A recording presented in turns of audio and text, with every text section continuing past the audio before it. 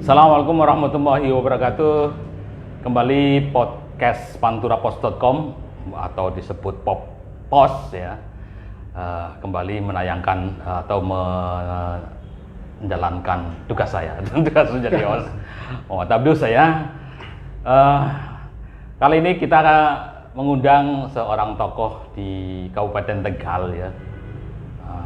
Dulunya seorang PNS tetapi pensiunan dini ya Pak ya. Pensiun dini muda, umur 50 tahun sudah pensiun, tetapi keaktifan atau semakin beraktivitas di masa pensiun, semakin kencang jadwalnya karena memang menjadi pebisnis. Pak Pangat, Pak Supangat ini, malam Pak Supangat. Iya, lama ya Pak Pangat. Udah berapa tahun nggak ketemu. Iya, saya pernah ikut bisnis cilikan dengan Pak Supangat, bikin dawet ireng hitam ya Pak, dawet hitam khas Purworejo.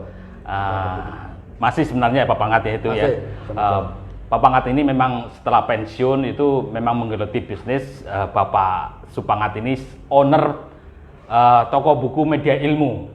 Ya, teman-teman atau pemirsa yang sudah ke Tegal itu pasti tahu tentang toko buku Media Ilmu ya. Ya. Juga owner Kampung Mochi, rumah makan Kampung Mochi di Lebak Siu ya Pak ya. Di Lebak Siu ini udah berapa tahun ya Pak? Udah 2 tahun. 2 tahun ya. 3 tahun. Yang ke arah letaknya di Desa Kajen ya Pak? Kajen Lebak Siu. Dan kabar terakhir saya mendengar beliau ini menjadi direktur Poltek Purbaya. Mungkin ada yang sudah mendengar Poltek Purbaya atau masih samar-samar karena ini sebenarnya umurnya sudah tua Poltek Purbaya tetapi gaungnya kurang. Nah, Pak Pangat mungkin punya tugas itu bagaimana sih Poltek Purbaya ini lebih jeng lagi, lebih kuat lagi karena ini Poltek yang sebenarnya khusus logam ya Pak ya. Arahnya pertama ya komunitas logam ya. Logam karena Kabupaten Tegal itu dikenal sebagai Jepangnya Indonesia, tetapi tidak ada perguruan tinggi yang membahas tentang logam. Dan sebenarnya Poltek Purbaya kan berperan itu sebenarnya. Nah, nanti kita ngobrol-ngobrol itu. Pak Pangat juga kemarin baru saja menjadi pembicara di forum kementerian ya Pak ya, tentang minat kewirausahaan. Minat kewirausahaan. Baik, kita mipil nih dari mana dulu. Cerita wirausaha Pak, ya kayak saya kemarin kan mau belajar ya Pak, ya cilik-cilikan ikut Frances waktu itu benderanya dawet ireng, sebenarnya dawet hitam Pak, brandnya udah bagus Pak, dawet hitam dengan bantuan sosmed dan sebagainya ya, tetapi ternyata saya kembali ke dunia jurnalistik lagi Pak. Ini gimana Pak, orang istilahnya bakat-bakatan atau nggak sih Pak jadi bisnis sebenarnya atau mungkin Pak Pangat bisa cerita tentang itu? Minat aja lah. Minat ya memang ada sebagian bakat, tapi asal keminatan kita didukung, dibantu dengan semangat yang ingin berusaha, bisa gitu. Tidak harus wah saya nggak bakat. Memang ya ada sebagian memang bakat, ada yang memang harus didorong, ada ilmunya, disemangati dan tadi mindset yang untuk mindset karena kadang-kadang sekali 2 kali nggak berhasil udah menyerah. Nah jadi, itu Pak ya. Jiwa petarungnya yang kurang tuh. Petarungnya kurang. Itu dicatat ya, petarung jiwa petarung tidak cepat menyerah itu. Ya, itu harus dipunyai oleh yang berwirausaha. Kalau soal modal gimana Pak? Kadang kalau orang di modal gitu nggak perlu modal Pak. Iya. Ya kan saya dulu kerja awal untuk bisnis ya nggak terlalu banyak modal itu. Termasuk di Media Ilmu gimana Pak? Toko buku Media Ilmu itu awalnya gimana Pak? Kalau toko buku Media Ilmu memang awalnya saya kecil-kecilan lah untuk awali minat baca. Waktu itu meningkatkan minat baca untuk masyarakat Tegal. Saya tertarik karena di Tegal sendiri belum ada toko buku yang secara kayak lebih lengkap. Makanya saya pengen ada waktu toko buku yang bisa ngambil sendiri. Kalau baca satu, kalau yang tradisional kan ngambil minta petugasnya. Tapi kalau ini kan saya bisa ngambil sendiri, baca sepuasnya sampai berjam-jam, nggak ada yang memarahi dan bebas di situ. Jadi konsep awal seperti itu saya untuk buku. Konon bisnis buku di Tegal kan sulit Pak katanya waktu itu ya. Karena mungkin kaitannya sama minat baca ya. Ada toko buku yang sudah gede, Gogot gitu kan. Ya. Termasuk hebat ini media ilmu tetap bertahan dan menjadi franchise ya Pak ya. Ada beberapa di franchise kan ya, ada beberapa toko media ilmu yang sudah berdiri ya, di wilayah di Pantura ini, di Brebes ada. Di Moga ada. Si Tanggal ada. Ya, Kemantran, Bumi Ayu ada. Oh, jalan ya.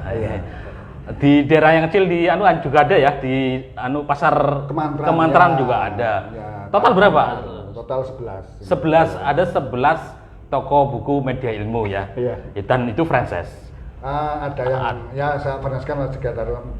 Oh, tapi semuanya satu dalam satu ada. Iya.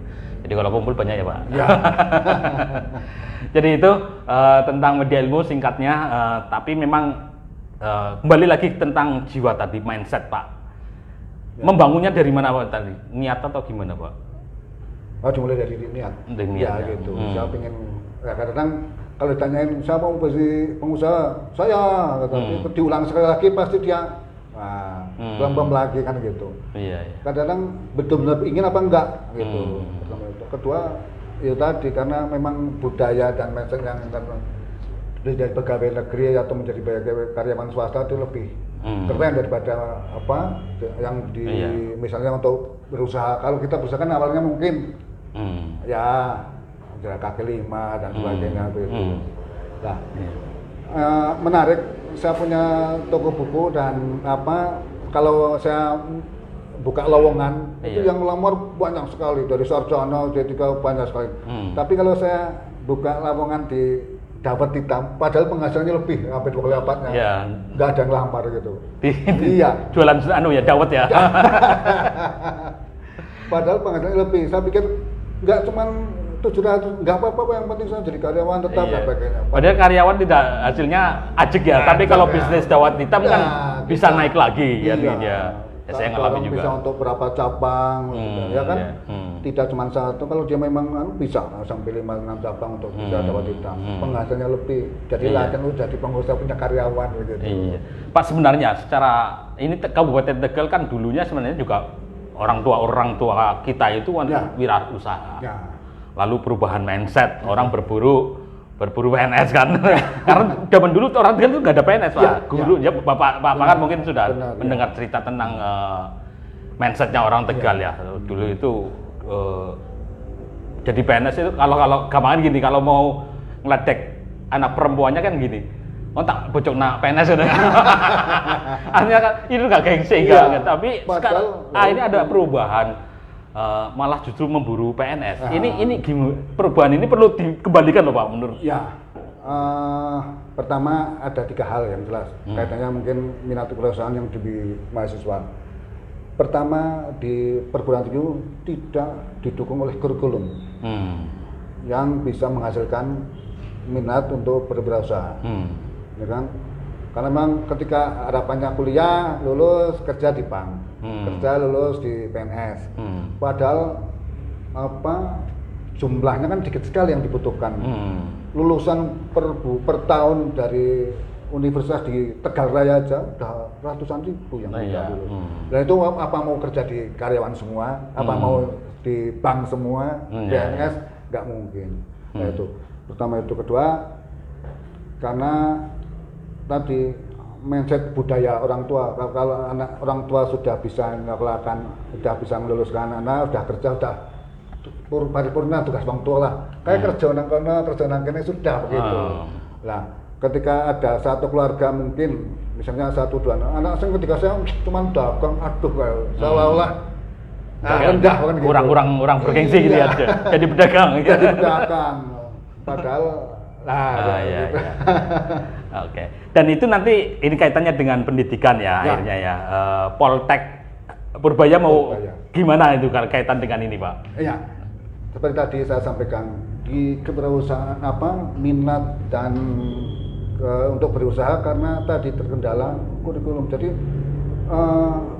politeknik atau lembaga perguruan tinggi belum ada kurikulum yang bisa mendorong. Ada misalnya contoh, ada mata kuliah perusahaan. paling definisi wirausaha adalah wirausaha adalah begitu. Definisi toh. Harusnya ada proyek yang untuk bisa didampingi sampai mentornya atau coachnya, paling nggak dosennya itu. Lah dosen sekarang pemasaran aja nggak bisa memasarkan, gimana tuh Pak? Dosen judulnya pemasaran nggak bisa memasarkan. Teori aja Pak. Teori saja. Nah itu salah satu kendala kita. Gitu. Nah di Poltek Purbaya ini kembali langsung ke Purbaya. Purbaya mungkin di tangan Pak Supangat ini sampai apa Pak? Sampai gimana ini ke? Saya cerita Purbaya sebelumnya kan kemarin udah Disnatalis ke 18. Sudah 18 tahun. Sudah 18 tahun. Itu lebih dulu daripada yang sekarang sudah maju lah Pak. Tapi selama 10 tahun ini tidur, mangkrak bahasanya. Nah setelah alhamdulillah saya pegang jadi 2 tahun terakhir, mahasiswa langsung sampai total hampir sekarang hampir 500. 500 sudah 500. Nah dari awal memang ini ada namanya orientasi siswa terarahkan untuk bisa berwirausaha. Jadi kalau biasanya ospek di mana-mana kampus lain paling 2 minggu, ya kan? Iya. Kami akan rancang dan pindah rancang ospek 1 semester dan ada penilainya. Itu pertama harus turun ke lapangan, ke desa-desa, ada usaha baca mana. Jadi langsung dia udah tahu petanya seperti apa. Habis itu kita kembali ke kampus, kita lihat apanya, minatnya seperti apa. Jadi itu. Ada berapa sih Pak penjurusan di Purbaya? Teknologi informasi dan teknik mesin. Ada 2 jurusan. Nah, kami ingin mengarah ke menjadi kampus yang teknopreneur. Teknopreneur, iya. Teknopreneur itu tidak harus misalnya jualan logam atau apa yang kaitan dengan teknologi, tidak. Teknopreneur di situ walaupun jualan makanan tapi ada riset di sana. Saya mau jualan dawet yang paling enak seperti apa itu ada riset. Itu gitu ya. Teknopreneur itu. Jadi kami kembangkan seperti itu. Nah, mahasiswa kami tak dorong untuk bisa untuk berwirausaha tadi salah satu harus punya usaha. Dari pemirsa mungkin sudah ada penanya Mas ada belum? Belum, oke, belum ada penanya. Nanti kalau ada penanya lempar Mas. Kembali ke tadi Pak, kemarin mungkin oleh Bapak di acara kementerian ini dia lebih banyak bicara tentang kewirausahaan ya Pak ya. Jadi kembali ke itu Pak, kewirausahaan ya. Kira-kira ya menurut Bapak selama ini kendala yang membuat mereka itu nggak jalan itu apa Pak? Ya itu awalnya karena nggak punya modal. Padahal tidak semua harus punya modal kan gitu. Awalnya itu.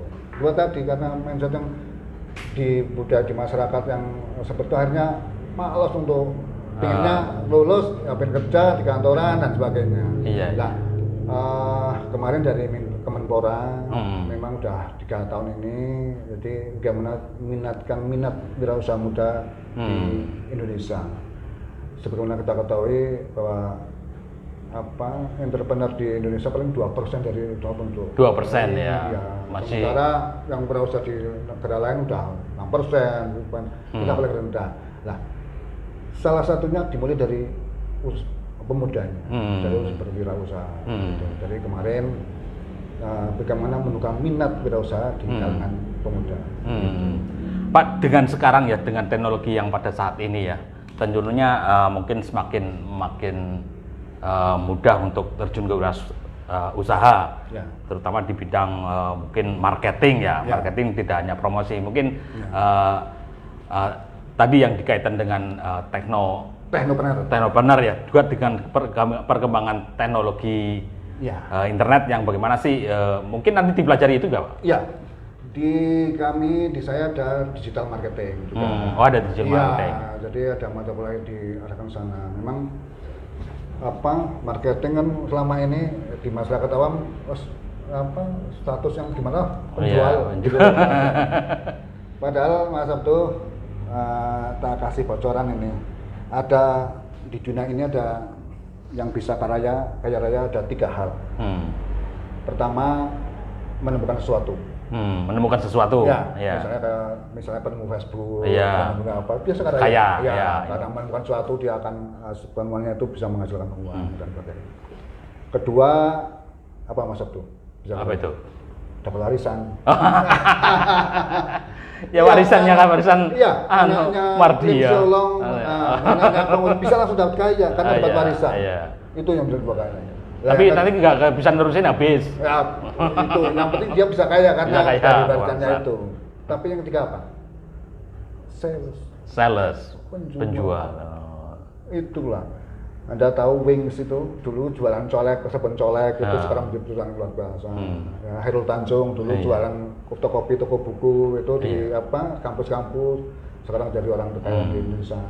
Semua mulai dari penjualan, gitu loh. Iya. Hal itu yang harusnya ditemukan seperti itu. Papangat kan terjun ke bisnis kan bukan berarti tanpa atau ujuk-ujuk ya Pak. Sebenarnya itu kan karena masa muda juga. Tadi ingat sales, mungkin Pak Papangat pernah jadi sales kayaknya waktu itu ya. Saya door to door Mas. Pernah door to door ya. Jadi saya nyun sewu ya orang tua nggak punya lah sampai untuk bayar wisuda aja nggak punya uang. Akhirnya tak lakukan saya kelilingan melaku engklek door to door dari ke rumah untuk bisa menawarkan barang. Waktu memang bentuknya udah buku, saya kerja di Gramedia. Oh, udah buku. Oh, berarti ada garisnya. Ada garis diri dulu sebenarnya ya. Ya. Untuk bisa membayar kuliah, saya jualan buku. Sales keliling kan. Buku-buku. Ya. Jadi, caranya seperti itu saya bisa memang. Ya. Memang menawarkan itu tidak semua orang Pak. Kayak saya untuk menawarkan produk aja kurang ahli loh. Harus dilatih. Harus dilatih ya, kurang ahli. Orang bisa ngegolkan bola itu paling nggak latihan berkali-kali untuk bisa itu. Iya. Kedua memang harus mental dipaksa gitu. Tapi lama-lama udah ya biasa lah orang mau latihan aja gitu kan paling nggak salah dan sebagainya jatuh bangun udah biasa lah. Nawarin pada orang, kalau saya dulu gitu tak prinsip. Paling nggak ketemu 10 orang 1 gol. 1 gol. Lah tiap hari begitu, udah dirancang, saya mau pergi ini harus paling nggak ketemu berapa orang. Gitu. Ya, sama dengan bisnis yang lain artinya harus kalau memang gagal diulang dan sebagainya. Jadi siapa pemain bola yang bisa bagus ngegol kan memang harus berkali-kali nendang latihan dan sebagainya. Perlu dilatih, perlu seperti itu. Iya. Karena biasanya entah ya, yang nggak terbiasa jualan itu rasanya malu kan. Isin ya aku nawari gitu. Padahal udah dididik loh Pak. Dididik, wah dari kecil ya saya dulu orang tua juga ada dagangnya gitu. Begitu ada barang datang, tawarin ke sana, kasih tahu lah paling enggak. Ada barang datang gitu kan. Tapi itu kok masih malu, masih rasa malu gitu kan. Canggung gitu. Nah ini ada pertanyaan dari pemirsa dari Zam. Bagaimana mengembalikan Tegal sebagai Jepangnya Indonesia melalui pendidikan dan wirausaha logam? Itu yang pertama. Yang kedua dari pemirsa juga Adi namanya. Mengapa pensiun dini dari PNS dan memilih jadi pengusaha? Yang ketiga, bagaimana caranya membagi waktu sebagai PNS dan sebagai wirausaha? Ada 3 pertanyaan dari pemirsa Facebook, fanpage Pantura Pos, Pak. Dari yang pertama Pak. Mengembalikan Tegal sebagai Jepangnya Indonesia melalui pendidikan dan wirausaha logam. Sekitar 10 tahun lalu kan di Tegal kan Jepangnya Indonesia. Hasilnya kalau kayak bisa ditiru dan sebagainya. Nah, waktu itu memang pemasarannya masing-masing kurang kotor menang-menangan sendiri seperti itu. Ini harga murah, akhirnya harga murah. Akhirnya kualitas akhirnya diturunin. Masih Pak sampai sekarang. Itu salah satu alasan seperti itu. Kedua, memang tidak waktu itu dia tunjukkan dengan memang bikin di home industri ya. Tapi enggak sekolah-sekolah enggak apa gitu. Lah makanya Politeknik hadir itu oke lah secara pengalaman bahwa itu, tapi kan ada ilmunya, presisinya seperti apa, rancangannya seperti apa, kualitasnya seperti apa lah. Di Politeknik itu dilakukan seperti itu. Kami ada juga di Talang yang kaitannya dengan industri seperti itu. Alamatnya di sana ya Pak ya, masih ya? Di Kajen ya. Jadi berarti dari pendidikan ya tadi kesadaran tentang bagaimana sih bahwa usaha logam itu juga harus didasari ilmu gitu kan. Iya. Untuk bersaing kan gitu kan. Jadi produknya terus yang jadi sering jadi ini kan persaingan antar pengusaha ya Pak. Ya. Mungkin koperasi logam itu harus berperan penting. Misalkan ini barang ini ada ini sana turun apa tadi persaingannya nggak sehat. Iya, persaingan jadi kan tidak ada barang-barang goyokan harusnya satu harga ini itu. Tapi kan wah, saya masuk untuk dikit apalah. Dikit-dikit kan Pak. Nah, itu kedua akhirnya kualitasnya dikurangi, yang penting harga masih mantap. Itulah akhirnya lama-lama seperti itu. Jadi salah satu kendala yang akhirnya Jepangnya jadi Tegal itu akhirnya bisa kurang naik lagi ya. Yang kedua Pak, tadi yang pensiun dini dari PNS dan menjadi pengusaha, alasannya. Alasannya pertama ya tadi ketika saya baru jadi pegawai kan memang saya tuh orangnya nggak bisa diam. Sampai tempat duduknya kosong terus lah itu. Pengen saya kalau memang ingin nambah pengen tambah dapat dana dan sebagainya, kan itu udah dipatok kan hasilnya segitu. Iya. Saya pengen harus ada tambahan, ya kita harus kerja keras dan saya harus cari di luar. Waktu itu masih ada sampai tapi bagi saya tidak mengganggu kerja tugas utama tugas utama saya mendirikan toko buku, tapi saya bisa masih tapi kan toko buku tak serahkan karyawan, tak manage karyawan juga gitu. Saya punya sampai toko buku 9 dan masih menjadi pegawai pun begitu. Iya. Tapi lama-lama saya nggak enak juga, walaupun bisa sambil istilahnya misalnya dia bagi waktu gitu ya. Iya. Akhirnya saya ambil pensiun dini karena itu Mas Abdul. Saya sebenarnya cuma mengikuti banyak orang kata orang saya. Pensiun itu enak loh, tinggal jalan-jalan pertama itu. Kedua, tiap hari tanggal merahnya tanggal merah semua tiap hari. Iya. Orang kalau pas kerja kita jadi PNS baru ada tanggal merah kan senang setengah mati. Iya. Tanggal merah. Lah, aku bisa ngandaikan ya. Seandainya setiap hari tanggal merah enak ya. Wah, kalau saya keinginan seperti itu. Di usia 50 tahun akhirnya mengajukan pensiun dini. Saya matur Ibu Bupati, Wakil Bupati waktu masih Bumi Wakil Bupati. Iya, masih wakil. Saya mau pensiun tuh ya, tapi saya terpercaya untuk ke Tegal. Gitu. Ya, gitu. Akhirnya saya langsung habis pensiun langsung buka dawet. Jadi makanya Bu katakan pensiun cuma jadi tukang dawet. Iya, saya langsung bikin franchise dawet, ada sekitar 20 cabang. Iya. Terus habis dia juga punya Kampung Moji. Iya, Kampung Moji. Jadi pensiun itu bukan hal yang menakutkan waktu itu ya Pak? Iya. Kan kadang ada yang pensiun takut Pak. Aduh, pensiun ya, lemes ya pensiun. Memang seorang pengusaha itu harus berani ambil risiko. Jadi harus ya ciri pengusaha itu kan berani ngambil risiko yang tidak. Tapi bagi saya, saya sudah dapat pensiun dan kalau kita bekerja di luar untuk bisa mencari peluang itu kan mesti banyak lagi yang kita dapatkan. Jadi media ilmu pada waktu tahun berapa Pak? Tahun berapa Pak? Media ilmu? 2010 ya. 2010 ya. 2008 malah. 2008. Sudah berapa tahun ini berarti ya? Udah lumayan. Tahun sudah mantap itu Pak.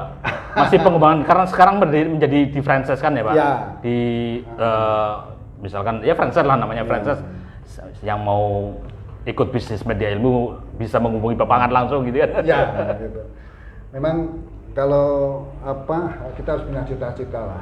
Waktu itu saya punya toko buku kecil masih ngontrak di depan SMP 1 itu. Karyawan saya namanya Ano dan Ana. Oh, Kubar. Enggak ya. Ano dan Ana dua. Cerita, Mas Ano, Mbak Ana, saya nanti punya toko lebih dari 10 Pak itu. Wah, kok banget ngarang satu aja sepi kayak gitu. Tapi saya punya keinginan mimpi. Apa yang terjadi? Ulang tahun ke-10 saya udah punya toko buku 10. 10 ulang tahun 10, toko media ilmu ke-10. Tokonya 10. Ya. Gitu. Dan itu bukan franchise-nya ya, itu sendiri ya langsung cabangnya. Karena kita memang punya cita-cita keinginan harus begitu. Jadi ya mudah-mudahan awalnya mungkin nggak percaya. Iya. Satu aja sepi waktu itu. Waktu itu kita masih satu, masih sepi. Iya. Ya waktu itu juga berani juga waktu itu mikir waktu itu kan saya dengan berani juga bisnis buku di Tegal ya. Karena waktu itu kayak sulit bisnis buku di Tegal gitu loh. Banyak orang bilang buku di luar masa mau beli buku apalagi yang di kota Tegal yang minat bacanya kurang. Tapi lebih senang beli motor, Pak. Awalnya memang begitu Mas Abdul, tapi saya edukasi, bisa iklan di koran, di radio, gimana cara minat baca dan sebagainya, bisa pameran buku dan sebagainya. Memang harus ditumbuhkan hal seperti itu. Iya. Dan sekarang sudah memetik buahnya dan terus tidak berhenti ya Pak. Sibuk banget ini kalau dihubungi di mana ini Pak Pangat. Tempatnya banyak sekali. Oke, pemirsa sudah 30 menit ya. Apa masih ada penanya dari luar? Nah, sebentar. Ada yang belum dijawab ya? Coba. Cara membagi waktu sebagai PNS dan sebagai wirausaha. Ya. Karena saya udah pensiun, ceritanya dulu kemarin waktu pagi kan gitu, saya ngajak kantor pagi, saya alhamdulillah sebenarnya nggak pernah terlambat kalau itu, tapi kan saya bisa pantau dari saya istirahat sebentar, sambil istirahat saya keliling ke toko, saya pantau, kan semua toko tak pasrai kepala tokonya. Ada kepala toko yang bisa dipercaya untuk jadi nggak langsung. Artinya waktu bisa dibagi. Manajer kan bisa bagi. Ya. Owner lagi kan bisa membagi. Ada kepala toko dan sebagainya. Memang paling asik kalau bisnis itu kan saya sampaikan bagi pemula. Bisnisnya mulai dari yang hobi. Iya. Itu akan powerful pasti seperti itu. Dulu saya hobi baca, ya saya punya hobi. Pengalaman kerja di Gramedia juga pernah ada. Nah seperti itu. Jadi karena memang hobinya seneng, walaupun nggak laku waktu itu, tapi sambil baca sambil apa nggak apa-apa. Iya. Hampir bisnis saya itu semua berapa dari hobi Mas waktu. Dari mulai dapat karena saya dulu seneng minum dapat di pinggir jalan. Akhirnya punya bisnis dapat. Dawet Ireng Purworejo, karena Pak asal Pak Pangat Purworejo ya Pak. Jadi pernah franchise Dawet Ireng, ya, waktu itu saya juga ngambil, bikin di sini Dawet Ireng, dan masih ya Pak, ada yang masih bertahan, ada yang ya namanya bisnis ya Pak, ada yang surut, ada yang jalan terus ya, gitu ya. Jangan pernah bosan itu, naiklah. Iya. Kedua karena dulu saya suka makan yang ayam goreng, saya punya restoran. Oh iya, di Kampung Mucinya itu ayam goreng. Ya. Ada satu bisnis yang tidak saya suka, bisnis apa? Cuci mobil waktu itu. Belum ada sesuatu udah bangkrut karena memang nggak bisa hobi cuci mobil. Di luar keminatan. Iya, di luar keminatan tutup. Iya. Oke, kalau tidak ada penanya lagi, live 30 menit di podcast Pantura Pos. Cukup sekian. Ya, terima kasih Pak Pangat. Ya, mudah-mudahan ada manfaat yang bisa dipetik ya. Jadi tidak usah takut nanti jadi buruh atau tidak lagi musim undang-undang nanti. Tidak takut untuk wirausaha jualan duluan gitu. Dan kalau mau belajar lagi ya Pak Pangat ini orangnya terbuka gitu ya. Bisa kontak-kontakan lagi nanti ya dengan Pak Pangat, atau mau ikut bisnis dawetnya juga masih terbuka. Mau toko bukunya juga oke. Ya. Mau kuliah di Poltek Purbaya juga. Soalnya lengkap. Kami juga banyak yang gratisnya itu kemarin. Di Purbaya ya. Udah dapat gratis, dapat uang saku lagi. Wah, enak sekali Pak. Dari kami Pak ada oleh-oleh untuk Pak Pangat, hanya sekedar kaos Pak, ada Pantura Posnya. Ya. Terima kasih Mas Abdul. Sepertinya kalem Pak, sepertinya cukup. Oke, terima kasih. Mohon maaf apabila dalam membawa acara ini kurang pas. Assalamualaikum warahmatullahi wabarakatuh. Waalaikumsalam.